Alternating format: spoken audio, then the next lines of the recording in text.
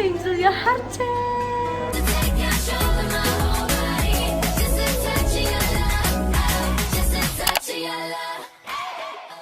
Halo teman-teman, kembali lagi bersama aku Angelia Hart. Nah, di video kali ini sesuai request kalian semua nih, terkhusus aku bikinin untuk kalian semua. Ini aku pengen ngebahas tentang training. Nah, kalian udah dapat kabar baik belum untuk kelanjutan tahapan-tahapan kalian?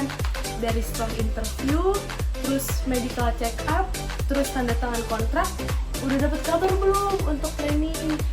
Aku harap sih kalian udah dapat kabar baik ya, amin. Soalnya lagi ada keterlambatan nih sampai akhir Juli, jadi kalian harap bersabar aja.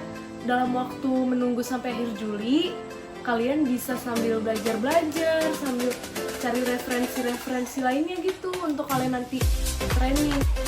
Tapi sebelum masuk ke videonya, aku mau pastiin dulu kalau kalian udah subscribe aku nih semuanya, biar aku makin semangat. Kenapa sih? Aku kayak sedih banget gitu, banyak yang nonton tapi subscribernya dikit. Bantuin aku dong, bantuin aku.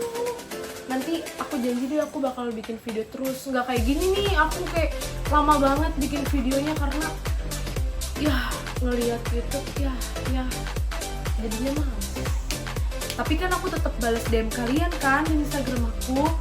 Ya walaupun slow respon, tapi aku tetap balas. Aku kasih kalian waktu 3 detik dari sekarang untuk subscribe aku. 1, 2, 3. Aku kan mau bahas training nih. Jadi nanti setelah tanda tangan kontrak itu, kalian bakal dihubungin untuk training. Nah, Kak, trainingnya tahapannya apa aja sih? Jangan seneng dulu ya kalian. Training ini masih ada tahap gugur nih, masih ada seleksinya lagi di dalamnya. Di dalam training ini, waktu itu aku kebetulan training di Sentul, dan sekitar 1 bulan lebih lah ya, terhitung dari September aku langsung training. Karena aku tanda tangannya 7 September. Nah, dari situ aku langsung training, dan training pertama itu aku ada kayak pembahasan materi awal, lalu terus ada larangan-larangan apa aja sih yang nggak boleh dilakuin sebagai orang perbankan, itu ada. Terus kayak cara-caranya transaksi setoran, tarikan, terus juga waktu itu sih kayak ada clearing. Nah, banyak deh. Nah, untuk tesnya ini, itu yang pertama ada tes ujian tulis. Itu udah pasti dong, kan kalian udah belajar nih dari kemarin di modul. Nanti kita dapat modul, itu di situ lengkap banget, dan kebetulan kalian itu tiap harinya pengajarnya itu ganti-ganti. Kayak ada yang dari pimpinan, ada yang dari kepala bagian atau kabak ya, dari cabang-cabang diundang untuk ngajarin kalian, untuk ngasih tahu gambaran gimana sih di operasionalnya tuh. Nah, itu dari kabak-kabaknya. Pokoknya sumpah itu seru banget. Di BLI itu seru banget. Karena aku di BLI nggak tahu ya, kalau di Wisma mungkin juga seru. Tapi aku ngerasa aku seru banget di BLI. Terus ketemu teman-teman kalian juga. Lagi ke materinya. Setelah ujian tulis itu, kalian ada ujian menghitung uang yang pakai tangan itu. Maaf nih aku nggak sediain uangnya karena aku lupa banget. Kalau aku mau bikin video aku lupa nuker di kantor aku, jadinya yaudah nanti kalian bisa cari di YouTube yang lain gimana cara menghitung uang dengan cepat. Nah, setelah itu kalian ada ujian yang namanya ujian sortir uang.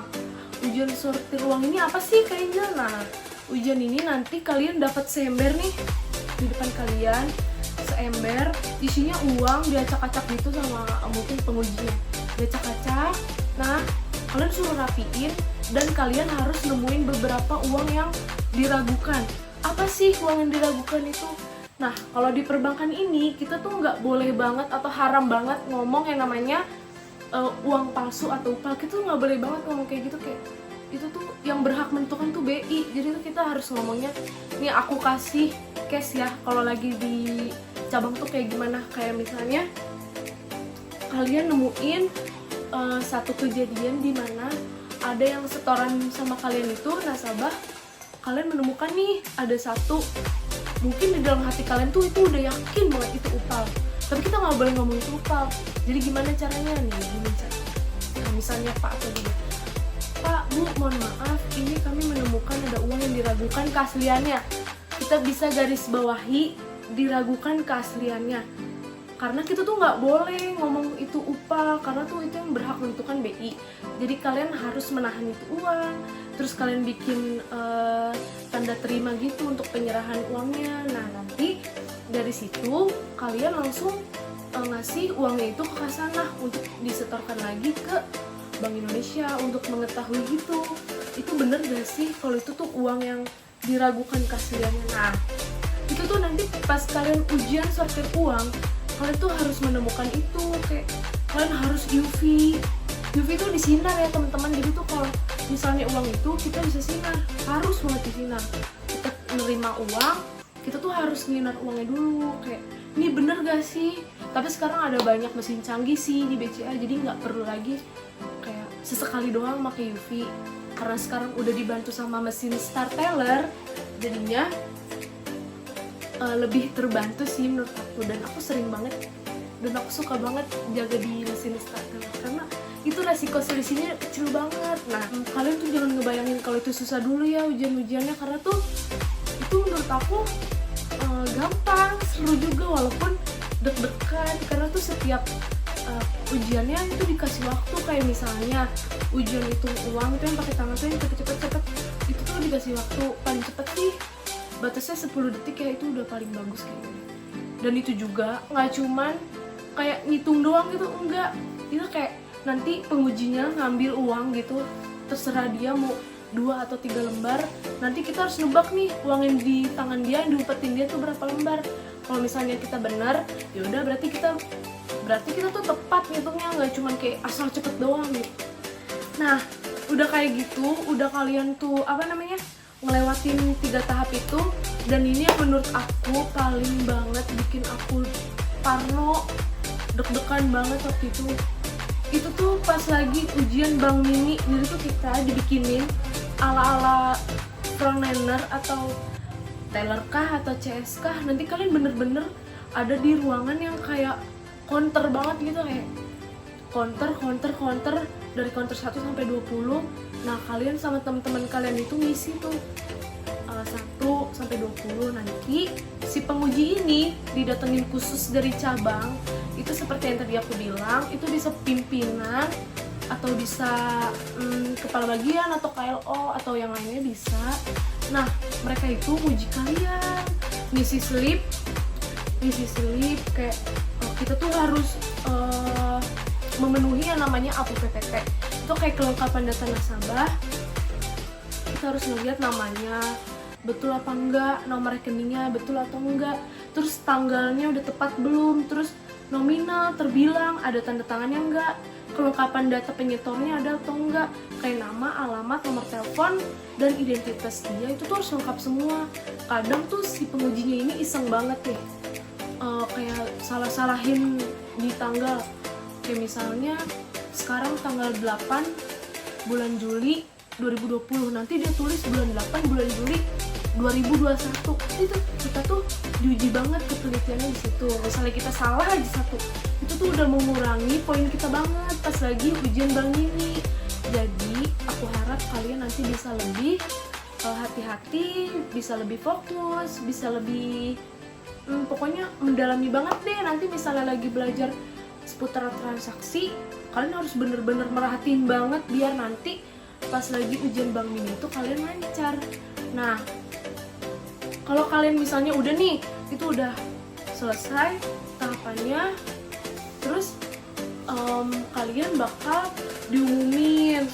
Itu tuh sekitar berapa ya, waktu itu sih aku 10 hari udah sama ujian, terus dapat pemberitahuan kalau misalnya aku di OJT-nya di BCA KCP Pasar Kenari. Nah aku langsung survei dong, kayak aku udah seneng banget, akhirnya gue bisa ngerasain yang beneran namanya di operasional perbankan. Aku langsung survei ke sana, terus juga aku langsung ngeliatin pertama-tamanya kayak ngeliatin senior aku transaksinya, cara greetingnya, terus juga pokoknya cara dia melayani nasabah banget tuh aku merhatiin banget.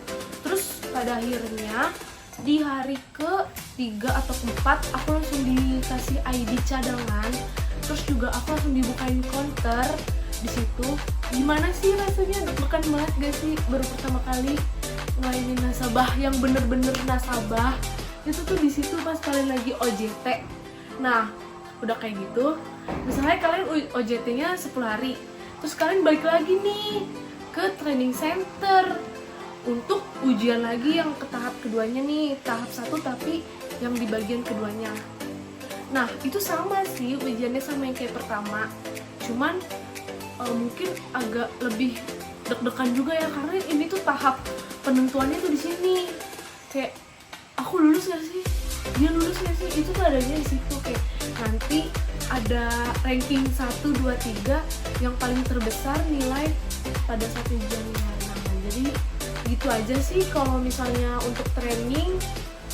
Gak ada yang rumit selagi kalian semangat sih. Terus juga kalian tetap berdoa, tetap pokoknya cari-cari tahu, cari-cari pengalaman aja. Terus juga kita nggak boleh yang namanya pesimis-pesimis. Kalau misalnya kalian belum dapat informasi dari BCA, itu tuh bukan berarti kalian nggak lolos, teman-teman. Itu mungkin karena memang lagi overload aja, lagi nggak ada pengangkatan karyawan bakti gitu sih menurutku. Jadi kalian menurut aku sih masih banyak waktu sampai akhir Juli, sampai bener-bener batasnya itu kan Juli ya, sampai akhir Juli kalian bisa sambil nunggu info-infonya ya. Jadi begitu, trainingnya itu nggak terlalu rumit menurut aku ya, kayak udahlah jalanin aja. Itu tuh pasti kayak bakal bisa dengan sendirinya, nggak usah yang panik nanti gue di cabang gimana ya, nanti di cabang orang-orangnya gimana ya. Enggak kok teman-teman, kayak nggak seburuk yang kalian pikir. Jadi kalian harus tetap semangat demi seragam ini. Kalian mau kan pakai seragam ini? Nanti kita foto virtual kalau misalnya kalian udah berhasil masuk. Kita foto virtual. Jadi segitu dulu aja video dari aku kali ini. Semoga dapat memberikan informasi lebih ke kalian, dapat menginspirasi kalian untuk buru-buru daftar di magang bakti ini, karena ini tuh menunjang karir kalian banget. Pokoknya sebagus itu, aku nggak pernah bohong ya, karena aku ngerasain sendiri nih. Sekarang aku udah mau 3 tahun dan aku diperpanjang 1 tahun jadi nanti 4 tahun. Nah, karena aku udah bener-bener betah dan aku berharap aku bisa jadi kontak, dan kalian juga semoga bisa jadi kontak di.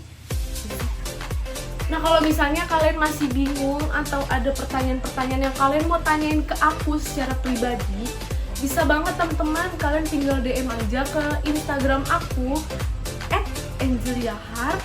Pasti aku bales ya. Kalau misalnya aku nggak bales, PP-in aja, PP. Mungkin aku lagi buka counter, aku lagi perjalanan ke kantor, pulang ke rumah. Paling aku balesnya kalau malam-malam aja sih, malam-malam aku udah santai, aku udah tidur-tidur di kamar, aku pasti bales. And jangan lupa subscribe, like, and komen di bawah. Mau aku bikinin video yang kayak apa dan tentang apa. Oke, bye-bye.